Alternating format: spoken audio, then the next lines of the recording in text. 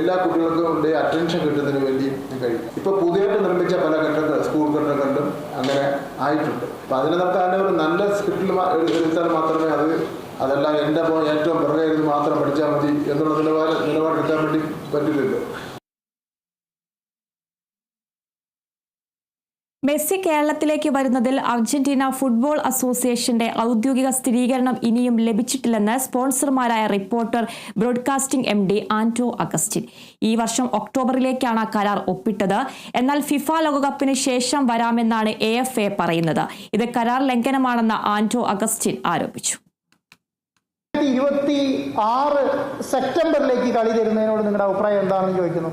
2026 സെപ്റ്റംബറിൽ കളി തരുന്നതിനെ കുറിച്ച് ഞങ്ങൾക്ക് ഒരു അഭിപ്രായമില്ല. കാരണം നമ്മൾ AFA ആയിട്ട് എഗ്രിമെന്റ് വെച്ചിരിക്കുന്നത് 2025 ഒക്ടോബർ നവംബർ മാസത്തിലാണ് എഗ്രിമെന്റിലുള്ളത്.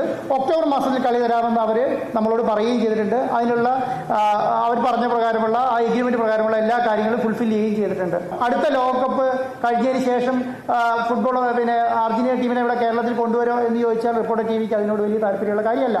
പക്ഷേ 2026 ജൂണിൽ മുന്നേ ലോകകപ്പിന് മുൻപ് വരുമോ എന്ന് ചോദിച്ചാൽ അത് നമുക്ക് നല്ല താല്പര്യമുള്ള കാര്യമാണ്.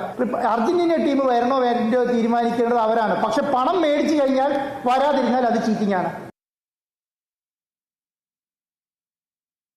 എയ്ഡഡ് സ്കൂൾ അധ്യാപികയായ ഭാര്യയ്ക്ക് 14 വർഷമായി ശമ്പളമില്ലാത്തതിൽ മനംനൊന്ത് ഭർത്താവ് ജീവനൊടുക്കിയ സംഭവത്തിൽ വിദ്യാഭ്യാസ വകുപ്പിന് ഗുരുതര ആരോപണവുമായി സ്കൂൾ മാനേജർ. അധ്യാപികയുടെ ശമ്പളം